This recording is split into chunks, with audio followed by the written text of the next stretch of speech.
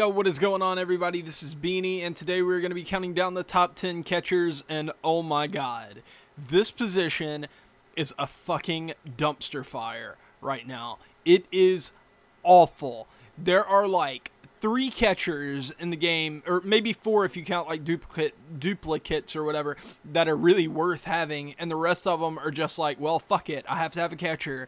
I guess I'll put this guy here. This position sucks. SDS, I'm fucking begging you, please. I know I don't want to take away from you guys fixing your servers and fixing the glitches and all that stuff, because that's pretty bad too.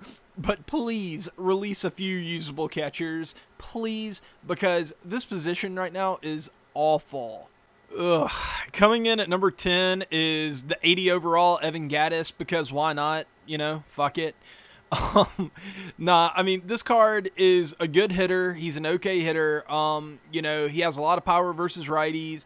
He is pretty, you know, for a catcher, he's great versus lefties. You know, 71, 74, that's phenomenal for a catcher. And his defense is god-awful. You know, you're getting this guy for his bat. You want the, you know, the power and all that dumb shit. Plus, he can play left field and right field, and probably make like 4 errors a game for you out there. And behind the plate, he's not going to be able to block shit. If they hit little dribblers, it's going to take him 10 seconds to get to the ball. He does have an okay strong arm. I mean, you know, 76, that's not great for a catcher, but it's not like completely incompetent like everything else. But yeah, he's a good hitter. So yeah, number 10, Evan Gattis. Woohoo! And number 9 is the 86 overall Carlton Fisk. This guy has a ton of power, but he has like no contact whatsoever. So like 9 times out of 10, you're gonna probably strike out with him. But that one time, it's probably gonna be a home run. No, I'm kidding. Like if you're good with your PCI, this guy is okay to have, like, because you can kind of mitigate that low contact. And he has that 78 vision to, you know, kind of make up for it a little bit, but his power will play up for you, and it may be a pretty good thing. You know, but you have, like, there's no way you can use this card unless you're just fantastic with your PCI. Defensively, this guy is not great. He's about average for guys on this list. You know, 74 blocking is maybe a little bit above average, and that'll help you out a little bit. Fielding wise, 71, it's just average. Arm strength, average. He's just kind of a meh defender. This is his impact veteran card, so, you know, you can't expect too much out of him, but he still has that power, and that's always nice to have in your lineup. But, you know, once again, it's just not it's not a great card. It's just an okay card, and that's kind of what most of the guys on this list are. At number 8 is the 82 overall Devin Mesoraco. Once again, he's a pretty good hitter. You know, he has decent power versus righties, decent contact versus lefties, also with fairly decent power.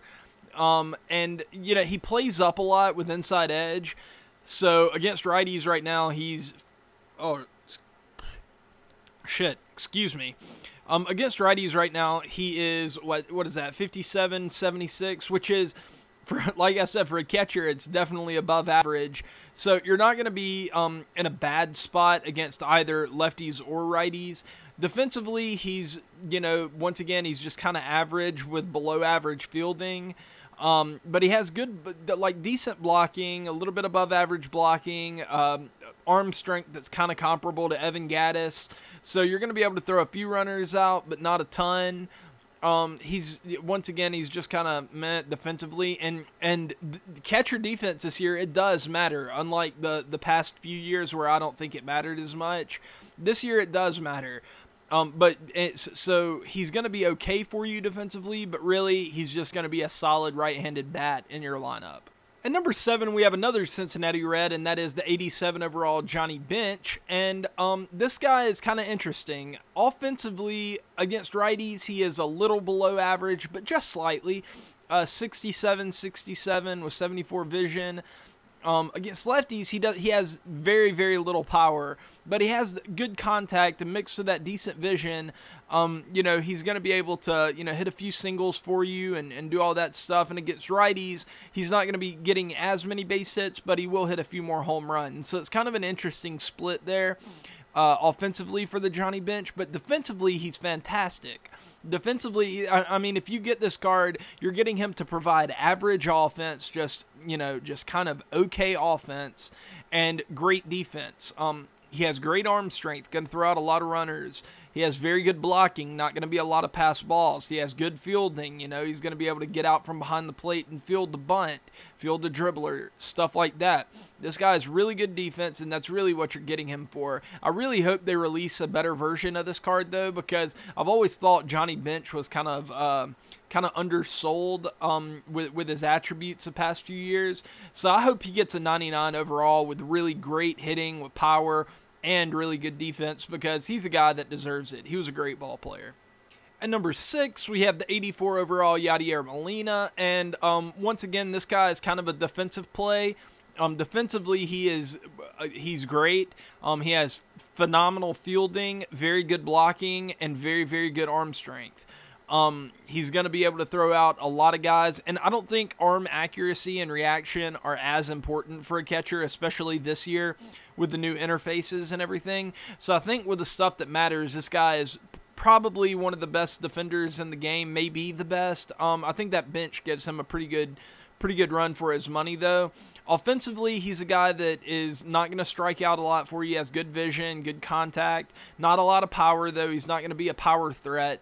You're just wanting this guy to get on base. Maybe if a guy's in scoring position, he can drive them in. So, yeah, he's nothing special offensively, but he's not going to kill you. Okay, and now we're starting to get into the guys who are a little bit more usable, guys who are going to provide a little bit more value to you. And the first one is a number 5 on my list, and that's the 83 overall Jarrod Saltalamacchia.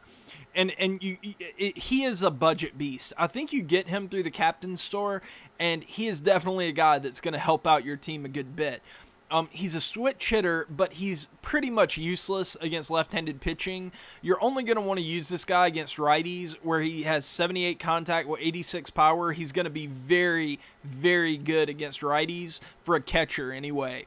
His vision is kind of low, so your PCI isn't going to be the biggest, but that 78 contact helps it to where it'll be of average size for you, kind of like my penis. But no, bad joke, y'all. No, his fielding is is very good. It's well above average. It's not Johnny Bench, Yadier territory, but it's still good enough for you to feel comfortable with him behind the plate. 83 blocking, 83 fielding with 82 arm strength. That's about what you want out of your catcher, to be confident that he is going to be able to get the job done and he's not going to hurt you. And yeah, you can be really comfortable with this guy behind the plate. The only time where you're not going to want to use this guy is if you're facing left-handed pitching, and he can be kind of he can struggle a good bit versus that.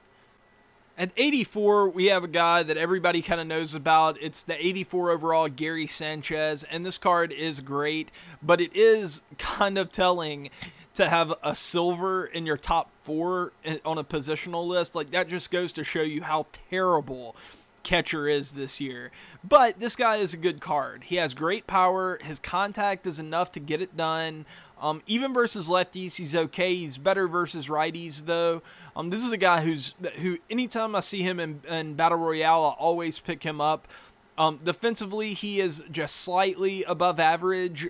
His fielding and blocking are average, but his arm strength is just slightly above average, so it's enough to kind of say, okay, I'm not super comfortable with this guy behind there, but he'll get the job done, and he's not going to hurt me too bad.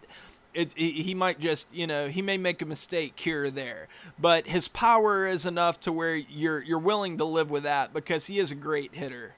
Oh, what is this? We finally have a diamond? Holy shit. Okay, yeah, at number 3, we have the 92 Jonathan Lucroy coming in as our first diamond, I believe. And this is a great card. He has solid power, not great power, but solid power. Very, very good contact and vision, so your PCI is going to be plenty big. Very good defense to go along with it, kind of in that Saltalamacchia range of defense. Yeah, this card is great. You're going to enjoy this card. This is the catcher that I'm currently using. You get him through the Brewers Team Epic, and he is very, very solid until they release a card that is significantly better with him. I plan on rolling with this guy for a good long while. So yeah, I really like this card. I don't know. I can't talk. I can't think of anything else to say about him. By the way, guys, I know I'm leaving a few guys that some of you may like off of this list. Guys like maybe the Salvador Perez or the flashback Kurt Suzuki or somebody like that. But honestly, it like past the top 5, it's really hard to find anybody that you just really love. And they all just kind of jumble together, and I decided to go with who has the best bat, who has the best blend of defense and hitting. And Salvador Perez is like the one guy that I think has an argument to be on this list, but he just made it all. He just got scratched because I wanted to put Evan Gattis in because he has the big bat. But yeah, guys. Anyway, let's get to number 2. Okay, now guys, at number 2 is a guy that is going to kind of expose a flaw in my list making, but it's just one that I feel like is necessary so my lists have more variety in them. And it's the Jorge Posada. The Posada has 2 different diamond cards, as does the next guy on the list. So I just kind of had to pick which one I liked the best. And I decided to go, even though they are very, very, very close, I decided to go with the 95 overall Posada for one reason. The big separating factor was this one has above average defense and the other one has average to below average defense. And that was a big reason I decided to pick him. This one also has more power. But what this one has in power, the other one kind of makes up for in much higher vision and slightly better contact skills. So, you know, it's just... Do you prefer to have... Oh, excuse me. Do you prefer to have a... Sorry, I just ate, so I'm like burping and everything. But do you prefer to have a guy that, you know, is going to have better contact and vision and your PCI is going to be a little bigger and maybe won't hit as much power and maybe not play quite as good a defense? Or do you want a guy who isn't going to hit for as high average, but he's going to hit a lot of homers and he's going to play above average defense for you? And I decided to go with the latter. I'm not sure why. I might feel differently tomorrow, but this is a good card. I really like him, and he comes in at number 2 on my list. And at number 1 overall, we have the 97 Buster Posey, and this card is legit. He's very solid against righties. He's kind of like the Lucroy versus righties. He has decent vision. He has good contact, 79, and he has, 54 power, which is like, I guess, is one big flaw. But against lefties, he's basically perfect, 99-99. His fielding is great. He has 85 fielding with 78 arm strength. That arm strength is a little low for a card that, is regarded as elite.